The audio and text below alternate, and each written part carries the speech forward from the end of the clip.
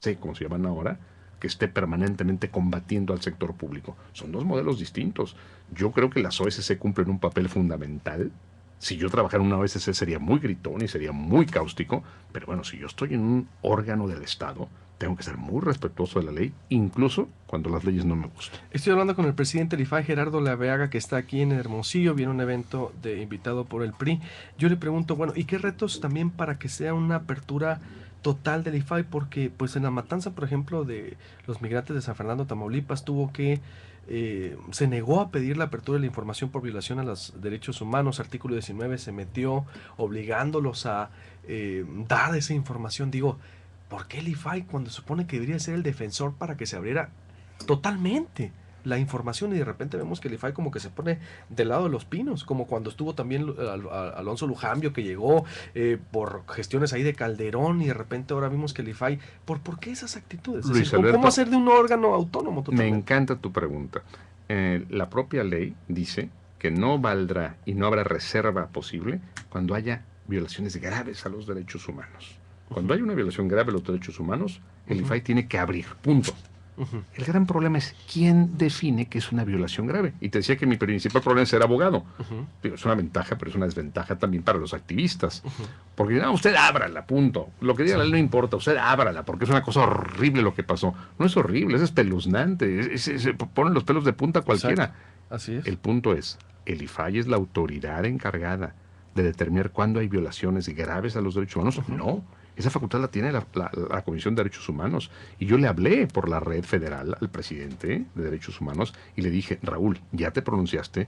Me dijo, Gerardo, yo todavía no he hecho la investigación. El IFAI no tiene policías, no tiene peritos. Yo no puedo saber quién fue el que perpetró esa matanza horripilante. ¿Fueron los Zetas? ¿Fue la policía local? ¿Fue el ejército? Y si yo no puedo decir si una violación grave o no a los derechos humanos si ni siquiera he investigado.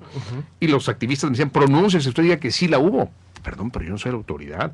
Si derechos humanos se pronuncia, yo encantado de abrir la información porque creo que tendría que conocerse. Y Nunca se precisó, y de hecho Derechos Humanos nunca dijo, aquí hay una violación grave a los derechos humanos, porque o no ha concluido la investigación, o concluyó que no las hubo. pero se supone que el IFAI debería ser un órgano combativo sistemáticamente de los gobiernos de este Claro. país que se han comportado, exacto, gobernadores, virreyes y presidentes que quieren volver a la presidencia imperial también. Ese es el punto. Un organismo combativo, pero siempre apegado a derecho. Porque cuando tú te vuelas las trancas y dices, bueno, aquí sí la ley, pero como está mal hecha aquí no la respeto, pues mañana dices, pues también mato o violo o defraudo. Por eso, Pues está mal ¿cuál hecha sería la el ley. reto entonces del IFAI de los que llegan nuevos? Es decir, ¿cómo Para fortalecer mí, al IFAI? te doy un punto de vista personal. Yo quisiera que fuera un tribunal administrativo, porque si van a ¿Cuál sería la convertirlo- diferencia para el ciudadano? ¿A qué le bueno, beneficia? que una ONG gigantesca lo que hace simplemente es una crítica dura y critica las leyes y critica a los hombres que aplican las leyes y hace grandes planteamientos de denuncia. El IFAI tiene que denunciar apegado a la ley. El IFAI es un organismo del Estado que tiene que pegarse a la ley. Y si hay Por eso. leyes malas, hacer estudios y decir, esta ley está Entonces, obstaculizando. darle facultades de castigo al IFAI, dice usted, ¿es lo que me quiere decir entonces? No, ¿O? no. Bueno, ese, ese sería otro punto. Otro punto Y por mucha eso. gente propone que el IFAI tenga facultades para castigar. Yo creo que debe tener facultades para sancionar. Actualmente no las tiene. Porque ¿Usted consideraría que los nuevos pudieran impulsar una legislación para que castigue, no solo, es decir, señale, sino que también sancione? Sí, pero como Eso es sería un interesante. sí, pero como es un derecho nuevo, Luis Alberto, y así empezamos la plática, necesitamos que esto vaya permeando y se vaya acomodando y vaya adquiriendo una forma. Yo creo que cuando haya adquirido una forma, por supuesto que habrá que darle al IFAI capacidad de sanción. Porque, bueno, de pronto yo lo he visto en muchos de mis colegas o en algunos de mis colegas, como dicen, sí, aquí hay que denunciar independientemente de lo que diga la ley. Y el término que usan es interés público, por interés público. Caramba, pero ¿Los pinos intervienen en el IFAI? Bueno, el presidente designó a los 4 comisiones que estamos actualmente, los designó el presidente Calderón, sí. El Calderón, entonces. Fuimos designados por el presidente Calderón y sancionados por el Senado. ¿Y los mandaba Calderón entonces? Nos proponía. O sea, que los él dijera, propuso y los abran mandaba esto, también. cierren esto, jamás. ¿No? Jamás he recibido yo una instrucción de nadie. Ni en los pinos De tampoco. nadie, Nada. nunca. En los 2 años que llevo, justamente los cumplo mañana. Es una buena forma de celebrar mis 2 años en el IFAI.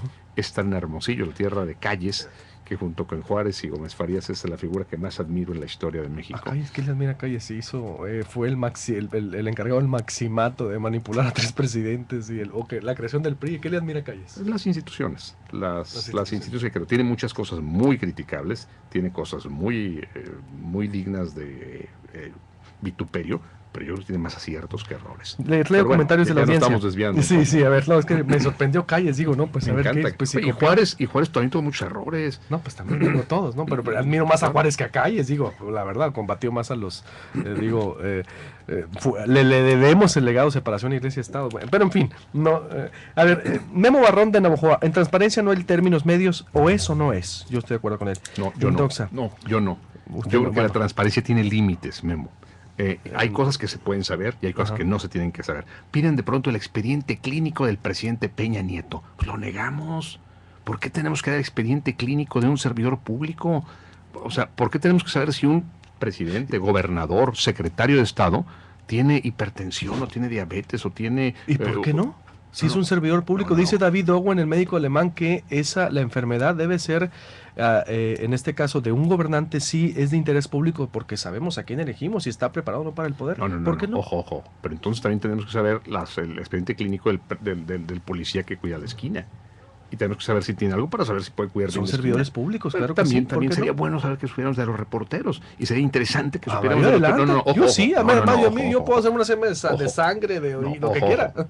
Hay un límite, y es lo que quería subrayar, que es muy importante subrayarlo, que es el derecho a la privacidad. Y a veces chocan estos dos derechos. Y a veces los grandes pleitos del IFAI se dan porque discutimos los comisionados, esto sí o esto no. Tenemos tú y yo y todos nosotros. Sí, un derecho a la privacidad, obvio. Claro que tenemos un derecho a la privacidad. El mismo García privacidad. Márquez lo dice, todos tenemos una vida pública, secreta y privada, pero en materia de salud de un gobernante, de un funcionario, no debe ser, ¿por qué no debe ser sujeta a debate o que el ciudadano no sepa? Por ejemplo, si el gobernador o el alcalde tienen alguna enfermedad, no tiene derecho el sonorense a saberlo, ¿por qué no? Bueno, si es una enfermedad que está afectando visiblemente sus actos, si se desmaya en los eventos públicos, por ejemplo, si empieza a disvariar, para eso no se requiere una solicitud de transparencia en análisis. La gente dice, ya se desmayó 2 veces el diputado, o ya se desmayó, o el senador empezó a decir una cosa distinta a la que le Fausto Vallejo en Michoacán, en la imagen era agónica su imagen, y le preguntaban, no pidió licencia, digo, el señor, lo niegan. Yo no necesito... Como lo negó Chávez, lo niega. Ningún gobernante del mundo, creo yo, lo acepta, o pocos, ¿no? Bueno, sí, a lo mejor Roosevelt, ni Roosevelt. No, ni Roosevelt. Roosevelt fue el más discreto que nadie Reagan, para eso. Y Reagan fue 4 veces presidente de Estados Unidos. Bueno, le sigo, y porque ya me tengo que... me emocioné con el... Dice, a mí me gusta mucho el debate, Luis Alberto, y me encanta esto, y se vale discutir. Gilberto Unson, no sabe el presidente del IFAI, lugar que ocupa Sonora en transparencia, creo que no sabe ni dónde queda Sonora, Gilberto Unson, y es un doctor muy respetado.